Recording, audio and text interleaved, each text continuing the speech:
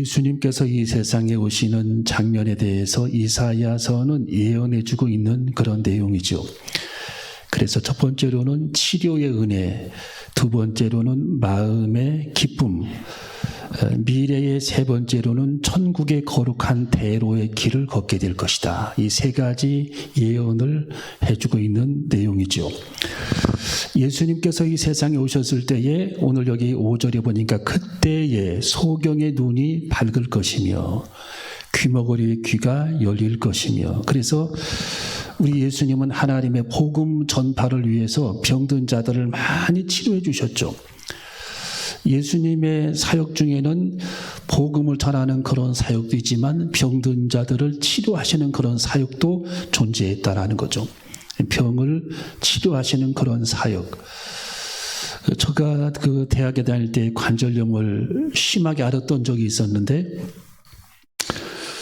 그때에 이제 여름 방학이 돼가지고 제가 이제 병이 낫지를 않으니까 1년 동안 낫지 않으니까 굉장히 고민이 되고 또 학교에서 공부하는데도 굉장히 어려움이 있었고, 그래서 오살리 금식기도원에 간 적이 있었습니다. 여름 방학 때 가서 이제 금식기도를 시작을 하면서 하나님께서 이 병을 고쳐달라고 기도했던 그런 시간들이 있었어요. 그래서 도무지 이 병이 낫지를 않으니까 특단의 그런 방법이죠. 하나님께서 만약에 살아계시다면 내 병도 하나님께서 고쳐주시기를 원한다. 그래서 그런 기도를 드렸고, 또 제가 그런 기도를 드리게 된 그런 배경을 보면은 초등학교 때도 이 중이염을 제가 심하게 앓은 적이 있어요. 중이염 3년 동안. 그래서 구름이 줄줄 나올 정도로 그렇게 많이 아팠는데, 그때에도 저희 집 그 옆에 있는 교회에 가서 기도하면서 하나님께서 고쳐주셨던 그런 기억이 있었기 때문에 하나님께서 분명히 살아계시다면 내 이 관절염도 하나님이 치료해 주실 것이다라는 확신이 있었어요. 그래서 이제 금식을 기도하면서 일주일간 금식 기도하면서 금요일날 저녁 내려왔는데, 그때까지만 해도 내려올 때까지만 해도 병이 낫지를 않았어요. 그런데 이제 간절히 그런 기도하는 중에 그 오살리 금식기도원에 가면은 굴이 있는데 기도굴에서 기도하는 중에 하나님께서 제게 그 의심을 떨궈 주셨어요. 쉽게 말하면 병이 치유된다라는 확신을 들게 했고 모든 의심을 하나님께서 가져가셨습니다. 그래서 분명히 나는 오늘 금요일날 하산을 하지만 하나님께서 이 병을 고쳐주실 것이다라고 저는 생각을 했고, 그런 확신을 하나님께서 제게 주셨습니다. 그리고서 이제 시골집으로 내려갔는데 저희 아버님이 병이 낫냐라고 저에게 물어봤어요. 아직 안 낫다라고 그랬더니 저희 옆에 있는 어머님이 병이 분명히 나을 걸로 믿고 기도를 했으니까 기다려보자 하고서 기다리자라고 얘기를 하셨는데, 그러고서 이제 하룻밤을 자고 아침에 일어났는데 1년 동안 그렇게 아프고 밤에는 몸부림을 치면서 잠을 잤는데 그 병이 하루 만에 고침을 받게 된 겁니다. 하룻밤을 잤는데 내가 언제 병을 아팠지? 언제 다리가 아팠지라고 느껴질 정도로 완벽하게 치유되어지는 그런 역사를 제가 체험을 하게 됐어요. 그래서 하나님은 정말 살아계신 분이구나. 하나님은 정말 우리들의 기도를 들으시는 분이구나. 그래서 의심의 안개가 사라지는 순간 하나님께서 일하시고 하나님께서 개입하시는구나 라는 사실을 깨닫고, 그런 이 병고침의 그런 체험도 그렇게 간절히 기도하는 중에 체험하게 됐던 거죠. 여러분, 예수님께서 우리들의 삶의 현장에 오셨을 때에, 예루살렘에 오셨을 때에, 유대 땅에 우리 예수님께서 오셨을 때에 많은 문둥병자들이, 성경에 보니까 귀머거리들이, 소경들이 눈을 뜨게 되고 귀가 열리고 하나님의 능력을 그들이 체험하면서 예수님께서 이 땅에 오셨을 때에 아무런 현상이 안 나타나는 것이 아니라 주님께서 이 땅에 오셨을 때에 여러 가지 그런 현상들이 나타나서 병고침의 그런 현상도 있었다라는 사실을 우리는 기억해야 할 줄로 믿습니다. 그래서 우리 주님은 지금도 살아계시고 우리 주님은 지금도 역사하시는 분이라는 그 믿음을 가지고 살아가는 저와 여러분이 되어줘야 할 줄로 믿습니다. 그러면 어떤 사람들은 이런 질문을 합니다. 그러면 왜 사도 바울은 병이 낫지 않았냐? 여러분 고린도서 12장에 보면은 사도 바울이 천국을 보고 오죠. 어마어마한 그런 천국의 세계를 보고 예수님을 통해서 말할 수 없는 그런 하나님 나라의 계시를 듣고 성경에 기록될 만한 모든 그런 내용들을 예수님을 통해 전해 들었던 사도 바울. 그 사도 바울은 천국을 보고 온 후에 그의 마음을 그는 가눌 길이 없었어요. 너무도 기쁘고 이게 꿈인지 생신지 구분이 안 갈 정도로 기쁨이 있었고 그 기쁨은 너무도 충만했고 그 기쁨은 너무도 컸기 때문에 그의 마음을 가누기조차 어려울 만한 그런 상황이 닥쳐버린 겁니다. 사도 바울에게. 그리고 이 사도 바울에게는 몸에 병이 생겨버렸어요. 구체적으로 그 병이 어떤 병인지는 성경에 기록되지 않았지만 어떤 학자들은 안질이다, 어떤 사람들은 뭐 디스크이다, 어떤 사람들은 뭐 관절염이다 이런 등등 얘기를 하지만 성경의 그 병명에 대해서는 어디에도 기록되지 않았습니다.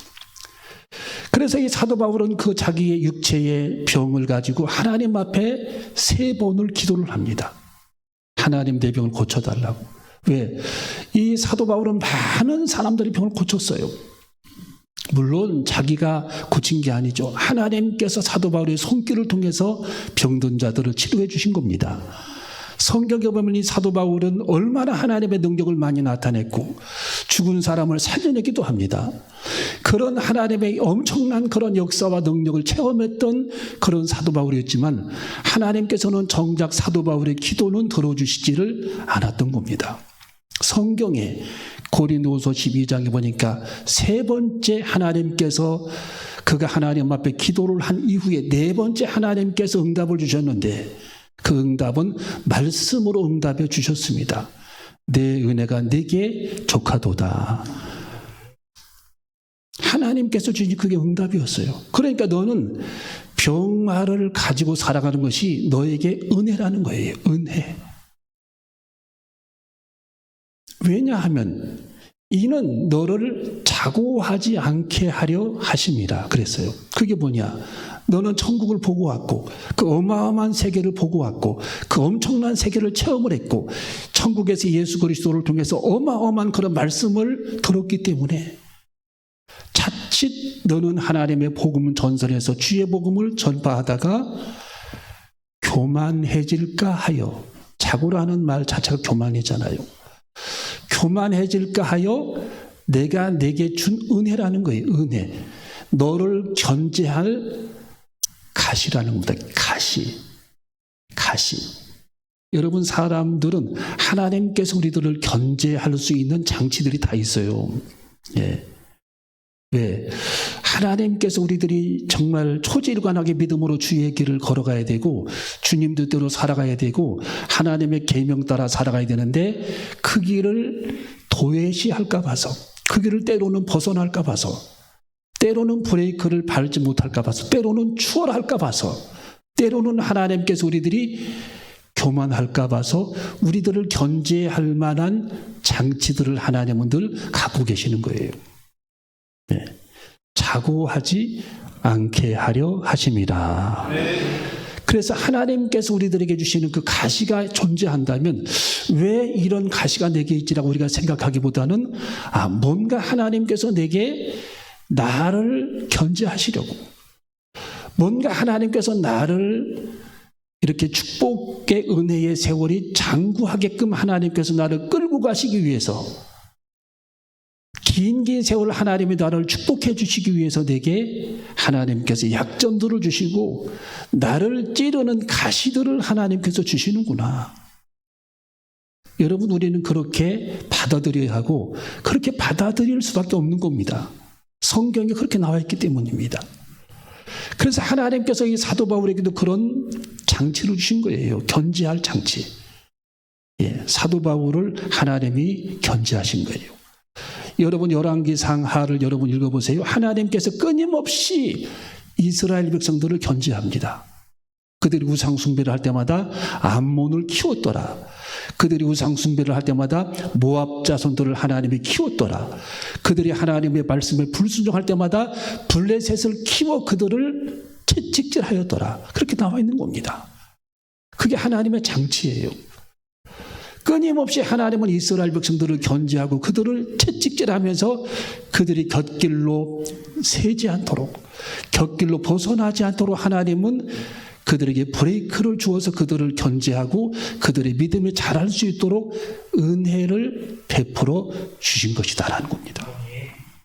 그래서 하나님께서 여러분들을 때로는 찌르고 때로는 우리들을 찌르는 그런 가시들이 있을 때에 왜지라고 생각하기보다는 이것도 하나님의 은혜구나라는 사실을 우리들이 깨닫고 하나님 앞에 돌아오고 하나님 앞에 바로 서고 조금 벗어나면 하나님 앞에 바로 서고 여러분은 소가 쟁기질을 하고 길을 걸어갈 때 밭을 갈 때에 조금 그 줄 이랑을 벗어날 때에 어김없이 주인은 회초리를 내려치는 겁니다.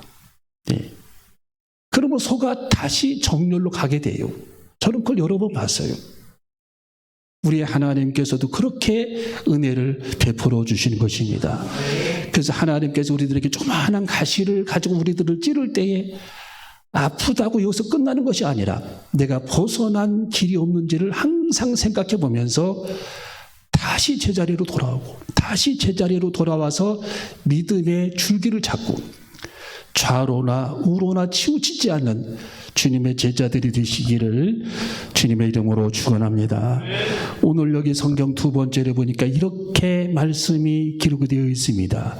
자, 우리 6절 말씀을 읽어봅니다. 6절 말씀 시작.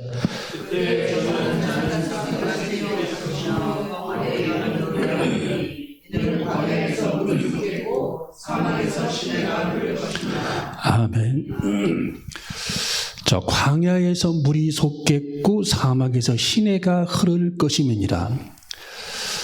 주경가는 이렇게 성경 구절을 해석을 했더라고요. 참 제가 은혜를 많이 받았는데 우리 주님께서 이 세상에 오시게 되면 여러 가지 환경들이 바뀌게 되죠.